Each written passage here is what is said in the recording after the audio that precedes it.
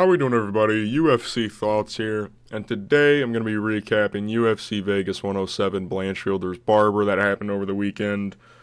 I did pretty dog shit on picks, but I didn't get the main event wrong because it didn't happen. I know you probably have seen other people post about this. Well, if you watch this video, you probably know what happened. Maycee Barber pulled out a minute or so before the fight was supposed to happen. She supposedly had a seizure backstage, so hopefully she's doing well, because that's pretty fucking serious. It had to have been because of her weight cut. She should probably move up. I'll be honest with you. She should probably move up to 135. One, it's probably an easier division. Maybe not to become champion, but to just be a constant top 10 fighter. But yeah, I don't really know what she can even do now. There's no fight to break down. It didn't happen. Erin Blanchfield says she's not going to want this fight to get rebooked. I totally get it. Erin should probably fight maybe a Grasso next or something. Maybe you do her versus Grasso. Or maybe Erin Blanchfield versus Jasmine Jasudavicius. Something like that, maybe. Maycee, I have no idea what you do with her. This is a crazy turn of events. We move to the co-main event, Mateusz Gamrot versus Ludovit Klein. I thought Gamrot won basically every round in this fight, which, of course, he did. Klein just isn't that top level yet. How old is Ludovit? Is he 29 or some shit like that? 30. Essentially just got out-grappled to the wazoo in this fight. Whenever Gamrot was consistently chaining wrestling together. But when he did get Ludovit down, I've never seen Gamrot look the way he has in a fight like this in a while. The ground and pound he was unleashing on Ludovit Klein, maybe it's because Klein was not as defensively aware as other people on the ground. He was just eating shots off the fucking face. So Gamrot, very good performance. He called out Benoit Saint-Denis. I don't even know if I think Gamrot should get a fight up, in my opinion. I don't know what is up with Gamrot having to fight down. I don't know if it's because the UFC isn't a fan of him. It's definitely because of that. But I think Gamrot deserves a fight up, if I'm being honest with you. I want to see Gamrot. Well, actually, I don't know if he gets a fight up because a lot of the top 6 is, booked. Fuck. I guess he would have to fight down because I don't know if... Because Gamrot wants to be active. Call out Benoit. I guess you could make that fight in the meanwhile while the rest of the top 6 kind of gets situated. We get a new champion.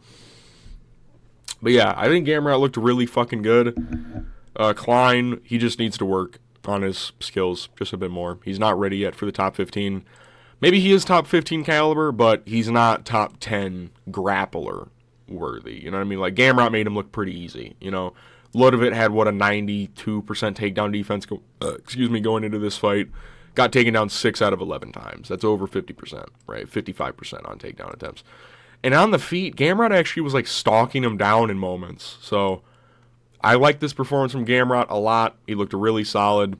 Good shit. We move to the featured fight. Or technically the co-main event in this case. Billy Ray Goff versus Ramiz Brahimaj. Ramiz got his back early in this fight because Billy Ray Goff slipped while going for a takedown, I think. On the feet, Billy just didn't really throw anything, but he was pressuring a lot. Pressuring. But Ramiz, I don't know what it is why Billy wanted to get the takedown so bad. He kept putting his head in a guillotine position abruptly, in a crazy amount, in my opinion. And Ramiz ends up capitalizing on it. He snatched Billy Ray Goff with a wayward takedown attempt, head on the outside. Ramiz just locks up a standing guillotine, high elbow, and Billy Ray Goff can't get out. He gets choked unconscious. The ref cam, I like how they implemented that. That's something that, is it PFL that does that? I'm pretty sure it's a PFL. That's, one of the only things I really like that the PFL does. It was, unique to them. I like that the UFC adapted it, because it was kind of disgusting that Billy, the way he was unconscious.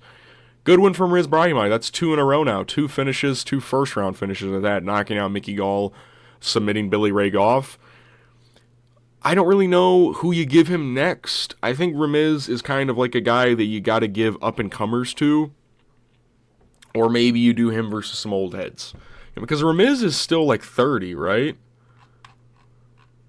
He's 32, so I don't really know if he's going to be able to do a crazy amount in his career, but he was a plus 310 underdog. That's pretty fucking crazy. He choked Billy out. That's a great win. Billy Ray Goff, like, he's pretty durable and tough. He kind of just threw his head into a submission, though. We move to Dustin Jacoby versus Bruno Lopez. Pretty easy fight for Dustin Jacoby. At range, Bruno has those shorter limbs. And like I said, this was going to be a fight that Dustin shows off that deceptive power that he has. Hurt Bruno Lopez with a jab, I want to say, or a straight right hand. Bruno staggers a little bit. His knees shut off for a second. And then Dustin just started like stalking him, putting him against the fence, and then just started unloading combinations, landing every other shot. And Bruno just like slowly kept sinking to the canvas. And I think it was a left hook right hand when like he was like lower, the left hook kind of set him down, and then he landed like 2 more after shots. Yeah, this was a little too much too early for a guy like Bruno Lopez. I get that he's like 14-1 going into this fight, but his comp going in was not the greatest. He did lose on the Contender Series as well. I forget who chinned him. It was Brendan Ribeiro, right? Yeah, I don't think this was a really good matchmaking thing. I mean, we got a cool KO out of it. I think the only KO on the entire card. But, dude, Bruno didn't deserve this fight. There's so many other light heavyweights that are above Bruno that deserve a fight like this. He beat Magomed Gajiasulov in a walk-off decision. Bad matchmaking, got knocked out for it. He also has a suspect chin, which is why this fight could have been dangerous, because Bruno does have KO power, but like Dustin is just so much better than him, technically speaking. So good win for Dustin Jacoby. We move to Ketlin Vieira versus Macy Chasson. Pretty dull fight. A lot of it was Ketlin Vieira being able to capitalize on mistakes from Macy Chasson and holding her down. Round 1 on the feet, kind of for the first like 3 minutes, I want to say. Macy, they're having competitive striking bouts, kind of like tit for tat kind of thing. I think Macy falls over and Ketlin just holds her down, essentially. Round 2, again, a lot of the same thing, capitalizing on a mistake from Macy, and then Ketlin just holds her down. Round 3, much of the same until like the last minute where Macy gets up and then just starts going like tough cookie type shit. Pretty boring fight. Good win for Ketlin Vieira. It's kind of like, it was boring, but like she won. You know what I mean? Like she did what she had to do to win, which is like dumb, but like she won. Can't hate on it. And Macy Chasson's looked really good recently, so good win for Ketlin Vieira, but please be more entertaining. We move to the start of the main card. Zachary Reese versus Dusko Todorovic. Zach won, lost the first round very clearly. Round 2 and 3, I gave to him just off of him landing the cleaner, harder shots. This was a terrible fight. I'm sorry. This was pretty bad. Like, skill-wise, this fight was dog shit, and even, like, they didn't hurt each other in the fight. I was actually getting worried for Zachary Reese that Dusko was going to win, and, like, that's a terrible look to lose to fucking Dusko Todorovic. Zachary Reese and Dusko are never going to be anything in the sport. Zachary Reese throws at 2 miles per hour after the first round. I get there was a lot of grappling and shit like that, but his power is it might be heavily overrated. I'll say it now. He can't chin Dusko, who I believe I think he's been knocked out in every single loss he's ever had. He didn't get knocked out by Gregory Rodriguez. That's right, I remember that. But yeah, this is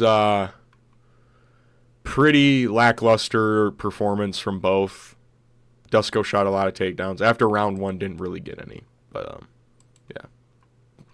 Win by Zachary Reese. I'm not even going to put good in front of it. We move to the featured prelim. Jafel Filo versus Alan Nascimento.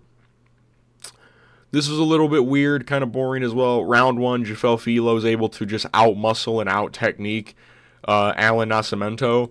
Round 2, it's going that way for the first 2 minutes of the fight. Jafel out-muscling, out-working Alan.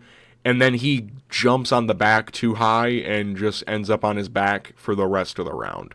Round 3, they're both like kind of like, and then Allen's able to get the takedown against the fence, I believe, and just hold him down for basically the entire fight. Just like kind of spamming rear naked choke attempts. Not like full ones, just like kind of like rubbing his forearm against his face. Good win for Alan Nascimento. Hasn't fought in a while. That's a good win. Jafel Filo is a streaking contender. He's looked really good as of recent. So I'd say that's actually a really solid win for Alan Nascimento. I mean, he didn't finish him like Mikhaev, but Mikhaev also was like arguably down 2 rounds to Jafel. So he looked really good in that fight.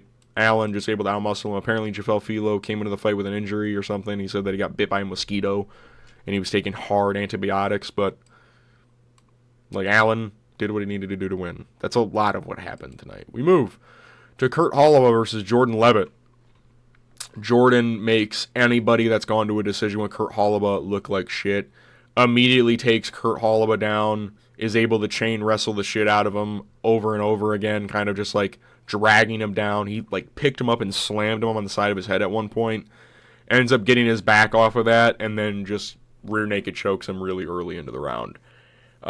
Great win for Jordan Levitt. Kurt Holloway, cut him, please. I hate having to fucking predict his fights. He is so dog shit.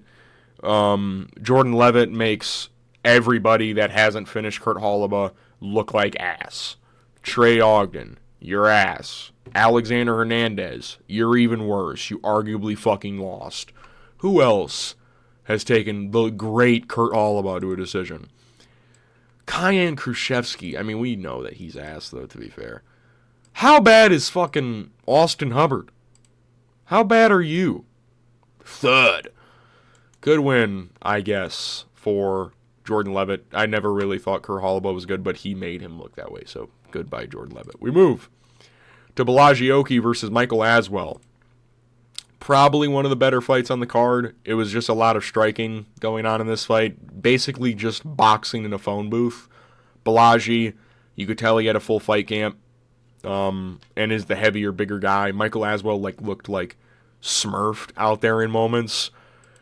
Good win for Balaji. Round 1, Balaji controls a lot of the first 4 minutes. The last minute of the round, Michael Aswell actually starts landing some good combinations of his own. Kind of makes it like a closer round near the end, but Balaji still landed too much too early. Round 2, a lot of the same, a lot of jab exchanges going on, but Balaji's getting the better of them. In round 3, pretty close. I think I gave this round 2 Michael Aswell. Kind of just putting on a pace a bit more. That's what Michael Aswell is known for, is putting on a pace on people. And Balaji just kind of staying the same, kind of right hook spamming, or left hook spamming rather, jabbing away, kind of just trying to keep him at bay, use his range like a smart guy. Michael Aswell was able to get on the inside a little bit more than usual. But yeah, good win for Balaji. Michael Aswell, keep him around. He's entertaining. He's got a hell of a chin on him. So yeah. We move to the start of the entire card. Ryan Amanda dos Santos versus Alice Ardelian. Just go down, please. Alice looked really good. I have really nothing else to say. She as the fight went on, she just beat the shit out of Ryan Amanda dos Santos.